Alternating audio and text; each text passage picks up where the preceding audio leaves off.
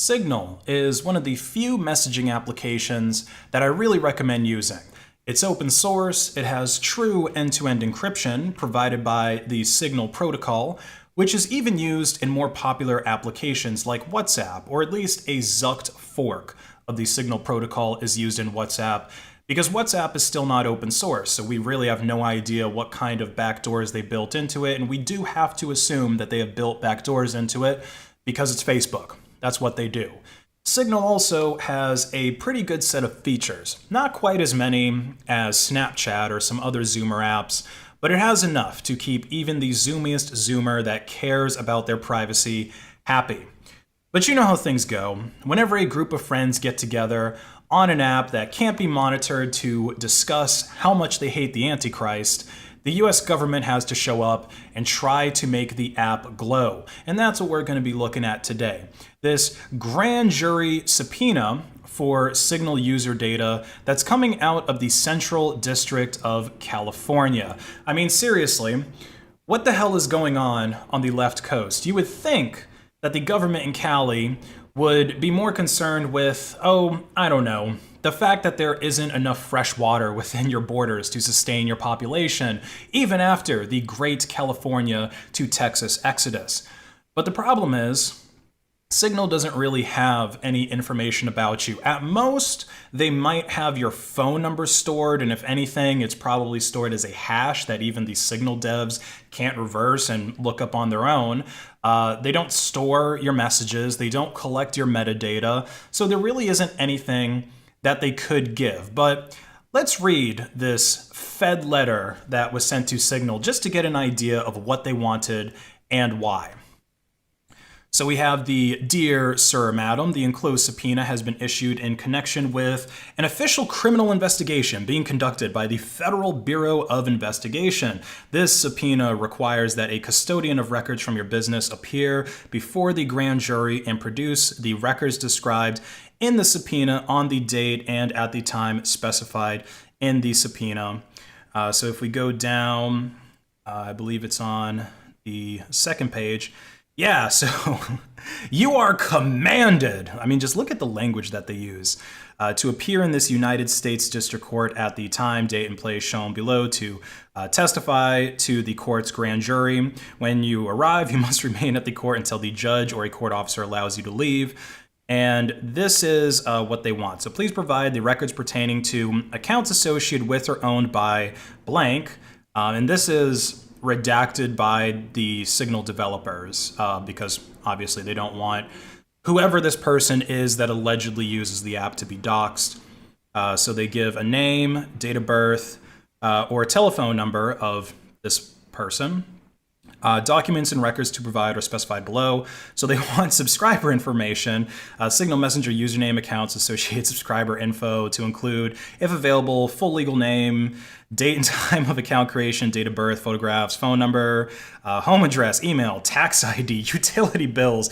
Like, do they seriously think that people are giving all of this information to their messaging application, like a tax ID and a utility bill? What are they doing, applying for an apartment? Financial information, including bank account info, payment card. Well, Signal's free, so they can't really give you that either.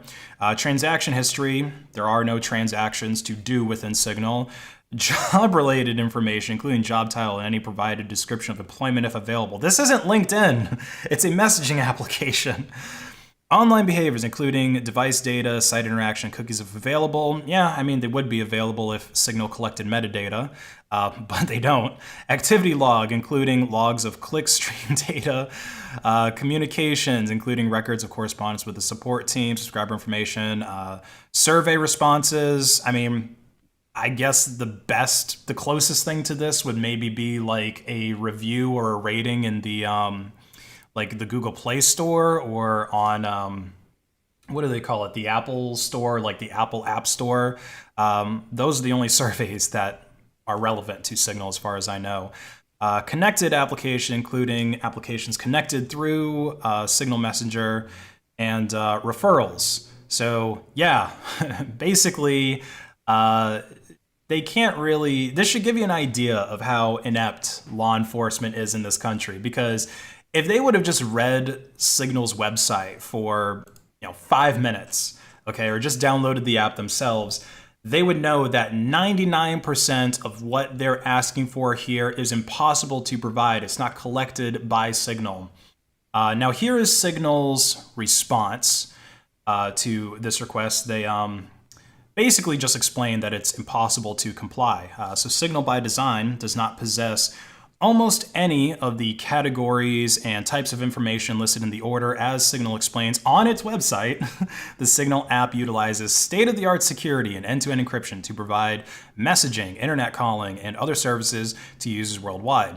Users' calls and messages are always encrypted, so they can never be shared or viewed by anyone except a user and their intended recipients. Likewise, Signal does not have access to its users' profiles, group membership, or group data, contacts, social graph searches, or the like.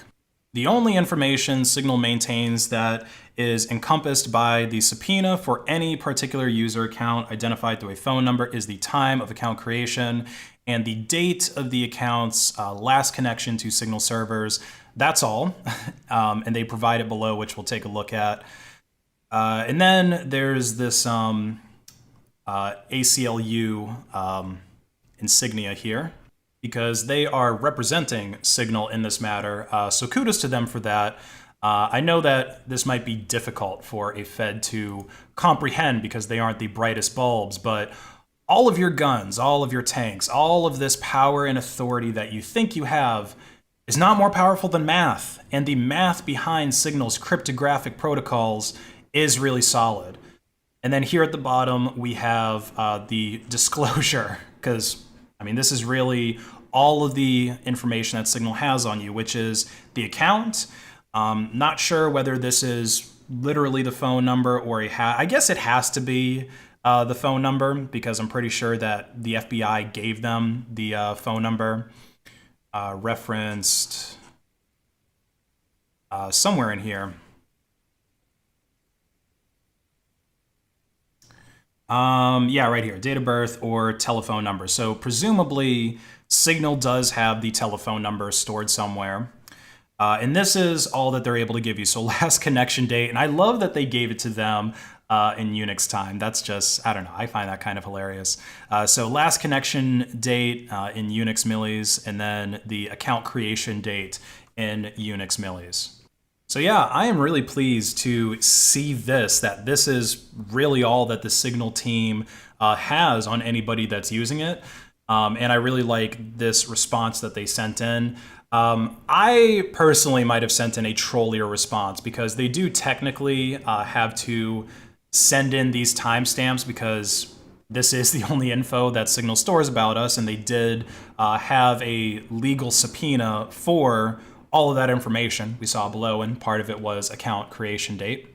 But who says that you just have to give them the Unix time? Who says that I can't give them these timestamps using the Oxopmin number system, which I think is base 27? Make them work for it to get that. And I might also attach a copy of the Crypto Anarchist Manifesto, just to remind them that their efforts are futile.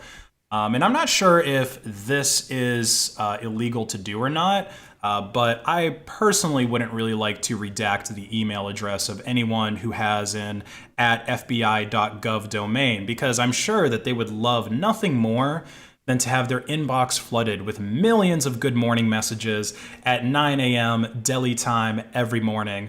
But I get that the Signal folks want to be professional. They obviously don't want to make the FBI mad, because, if you make the FBI mad, they just might go to your house and burn it down with all of your kids inside of it. But either way, this is good to see from a team behind a messaging application. If you haven't already, go ahead and download Signal, make it your primary messaging application, and go ahead and bully and or peer pressure your friends into using it, so that you can exchange memes and good morning messages beyond the prying eyes of the FBI.